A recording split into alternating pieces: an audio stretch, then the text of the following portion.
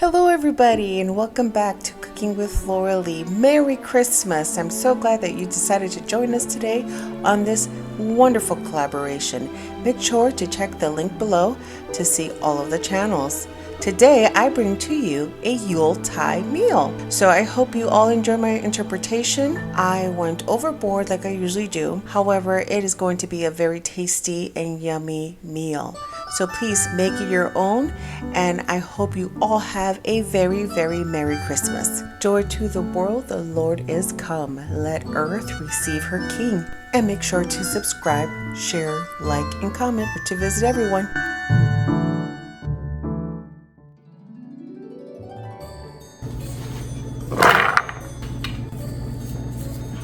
Maybe a half a teaspoon. And maybe another half a teaspoon, just enough to coat everything that you can see. A little olive oil to make sure that everything is coated. And then this is a good time to have a taste. And I'm gonna leave it there for now. And when they're done, if I feel like it needs more salt, then I'll add more salt. But right now, I think it's fine. Which is a half a teaspoon.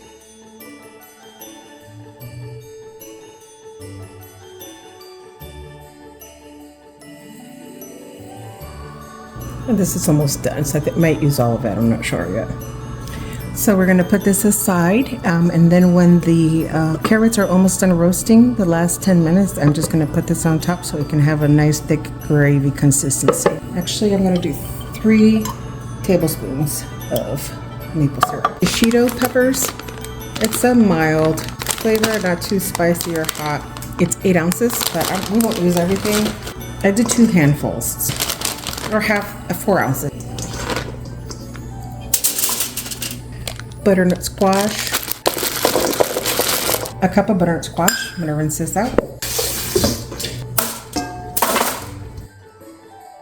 Now, growing up, I didn't have a lot of meatloaf, but I know that when my mom made it, it was always something special because it was a meal that we didn't have all the time. As an adult, I think I've cooked this maybe about 3 or 4 times in my lifetime. And the kids didn't like it very much before when they were little, but now they do enjoy it. And it's still not their absolute favorite, which I would say it's not my favorite either. It's just one of those meals that is comforting. I can tell you though, I do remember always tasting that onion and pepper flavor in there, knowing I didn't like peppers as a kid. But now I can't.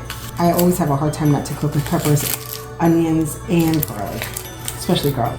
I'm gonna just cut these up in big pieces so that they can roast. And I may just blend it and make it like a sofrito. I only wanted to try shishito peppers because those are really good. You can actually just roast them, eat them like that, put some salt and pepper and some oil and roast them and eat them like that. That's really good too. I wanted to do meatloaf and just not do their standard meatloaf with the bacon and the carrots and all that other stuff, which is delicious. But it's the holidays, and I just wanted to have it remind me of like you know, a Christmas or Thanksgiving meal, and have some of those flavors, but not taking the integrity of what actually makes the meatloaf. And that's the other thing too. In my meatloaves, I usually do not use eggs or milk or bread. I know, right? That's crazy, but I don't really care for that. But for the sake of this video, I will, to count it as an actual official meatloaf. 2 to 3 tablespoons of garlic. I just want to make sure that doesn't dry out. It's gonna go in the oven, roasting together with the carrots at 400 degrees. And what do we have here? We have honey gold bite-sized potatoes. Actually more than I would do, but I really want these to get roasty and salty, but not too salty. Same thing with the black pepper, just enough to see it throughout the potatoes. And this also will go in for 400. I have a double oven, but I'm putting the veggies at the very bottom because my heating element is on the top. So I put it at the lowest where it won't burn. And then put in my carrots since it's closest to the heating element. It will take longer to cook through. If I had heating elements in both, I would just keep an eye out on them to make sure that nothing dries out. So here we are at 40 minutes. It took a little longer than I thought. This is nice and roasted. It's perfect. I'm gonna give them a good shake. Oh, that's perfect too. You can hear and see it. Yeah, I'm gonna take these out. 40 minutes at 400 degrees. Oh, right through the floor. It smells like potatoes, and it's just salt and pepper, but perfectly salted. Perfect. It's perfect. Crusty on the outside and soft and creamy in the inside.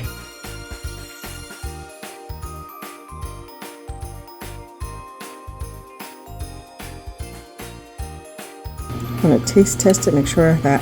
So that's perfect, because you know what? I thought these were gonna be like super cooked through, and they're not. But see, they're tender, but they're not like. I can actually use some more time. I'm gonna put this back, and I'm gonna put it in for 10 more minutes. So the purple ones really do take a long time to cook. It's coming along, really good flavor. You all are gonna be happy. I decided to make a Yuletide meal because I wanted to make meatloaf. Meatloaf is not one of my top favorites, but I wanted to make a meal that was beautiful, full of expression, full of fanciness, without the cost. Now I admit, mine is made with lamb, chicken, and turkey, and lamb can be pricey, but you get the idea of how to make your own cost-effective meatloaf. Meatloaf is usually made with pork, veal, and beef, but I wanted to take a healthier alternative during this collaboration. I'm doing a couple things at the same time, but it's actually kind of nice because now you can really roll it around. I'm just going to heat this up in the oven for about 4 or 5 minutes, or depending how cold it gets. Do my plating. And can I just tell you how wonderful this thing smells? Right, here we go. Let's check this out. Yeah.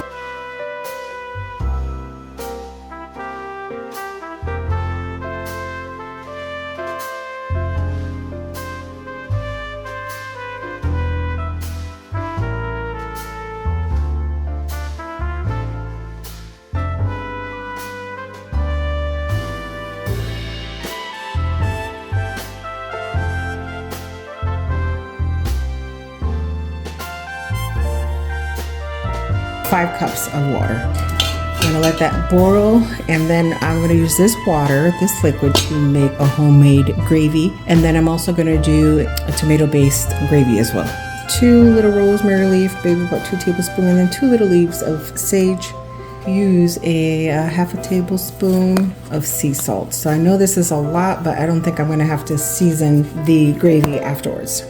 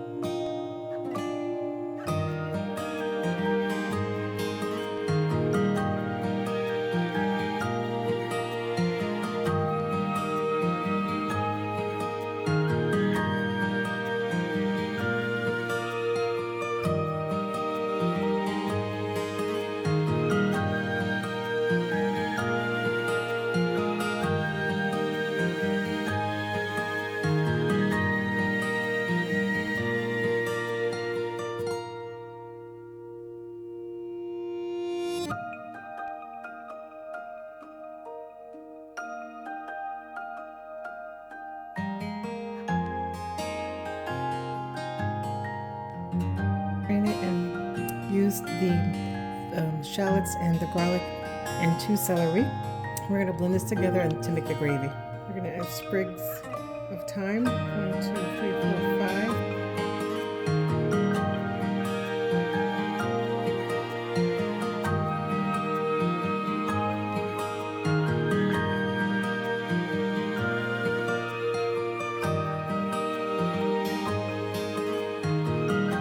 Blend it together and then use it for the gravy. Look at that, 45 to 50 minutes at 400 degrees. So 4 tablespoons of butter, and it'll be 4 tablespoons of flour. 4, basically equal parts. So we got 1 tablespoon. So we'll do half a sherry.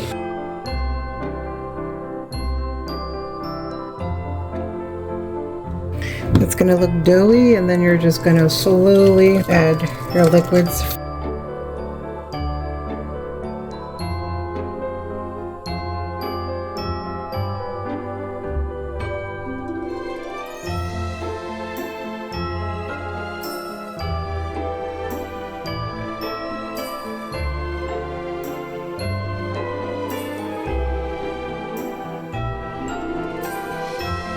That's actually perfect. I'm not gonna do anything to it.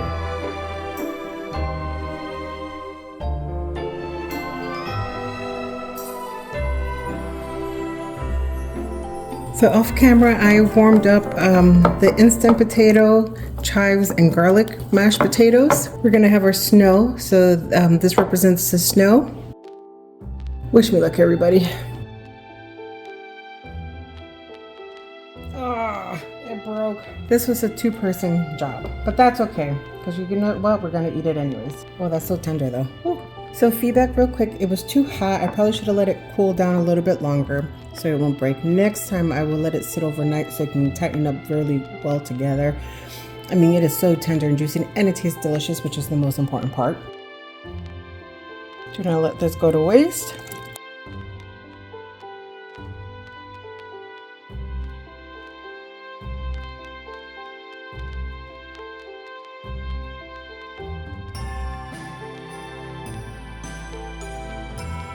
The carrots represent the fire. I'm going to put it in the oven for like about 5 more minutes.